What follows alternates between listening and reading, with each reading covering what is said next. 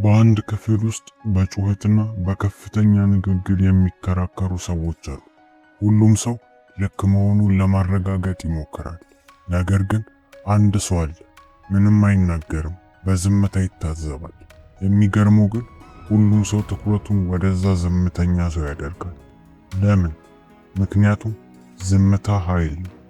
በዛሬው ጫጫታ በበዛበት ዓለም ውስጥ በጥቂቱ የሚናገር ሰው የበለጠ ቁጥጥር፣ ተጽዕኖና ክብር አለ።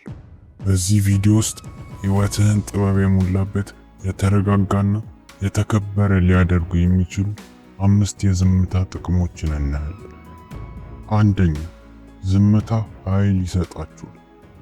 ብዙ የሚያወሩ ሰዎች ኃይላቸውን በየመንገዱ ይበትኑታል። ንግግርህ በበዛ ቁጥር የምትናገረው ነገር ዋጋው ይቀንሳል።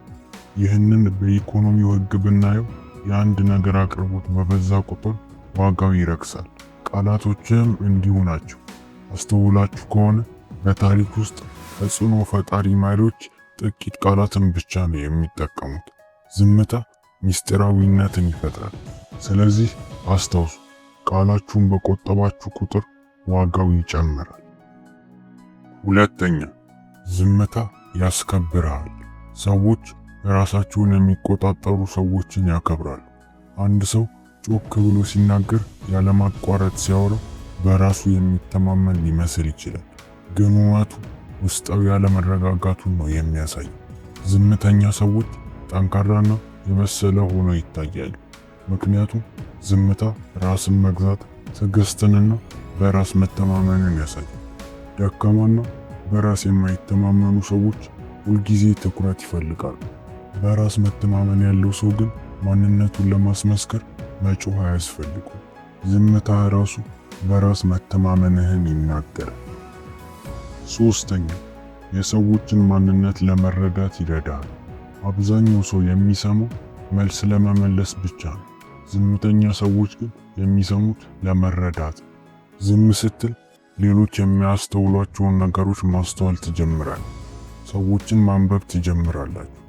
ብዙ ጊዜ በንግግር መሃል ዝምታ ሲፈጠር ሰዎች ምቾት ስለማይሰማቸው ብቻ ብዙ ማውራት ይጀምራሉ። በዚህም ሊናገሩት ያልፈለጉትን ሚስጥር ሳይቀር ይዘረግፋሉ። ዝም ስትሉ ከቃላት በላይ የሆኑ ነገሮችን ማስተዋል ትጀምራላችሁ። አራተኛ፣ ዝምታ ከጸጸትና ከስሜታዊነት ይጠብቃችሁ። በህይወት ውስጥ ያሉ ብዙ ችግሮች የሚመጡት በቁጣ ወቅት ከምንናገራቸው ቃላት። አንዲት አረፍተ ነገር፣ አንዲት ስሜታዊ ምላሽ ሁሉንም ነገር ሊለውጠው ይችላል። ነገር ግን ዝምታ ለማሰብ ጊዜ ይሰጣችኋል። በቅጽበት ምላሽ ከመስጠት ትቆጠባለህ። ስሜትህን ትቆጣጠራለህ።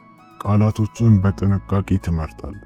ቃላት አንዴ ከአፍ ከወጣ በኋላ መመለስ አይቻልም። ዝምታ በኋላ ላይ ከምትጸጸትበት ንግግር ይጠብቃል። አንዳንድ ጊዜ ከሁሉም የተሻለው መልስ ዝምታ ነው። አምስተኛ፣ ዝምታ ውስጣዊ ሰላምን ይሰጣችኋል። ዝምታው ለማህበራዊ ህይወት ብቻ ሳይሆን ለውስጣዊ ሰላም ወሳኝ ነው።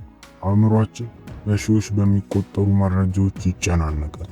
ስልካችን፣ ቴሌቪዥን፣ የሰዎች ወሬ፣ ይህ ሁሉ ጫጫታ አእምሮን ያደክማል። ታላላቅ ሀሳቦች የሚመጡት በጫጫታ መሃል ሳይሆን በጸጥታ ውስጥ ነው። አእምሮ ሲረጋጋ አዳዲስ መፍትሄዎችን ማመንጨት ትጀምራለህ። አስታውሱ፣ ብልህ ሰዎች ሰዎችን ለማስደሰት አይናገሩም። የሚናገሩት ትርጉም ያለው ነገር ሲኖራቸው ብቻ ነው። ይህ ቪዲዮ በህይወታችሁ ላይ አዲስ እይታ እንደጨመረላችሁ ተስፋ አደርጋለሁ።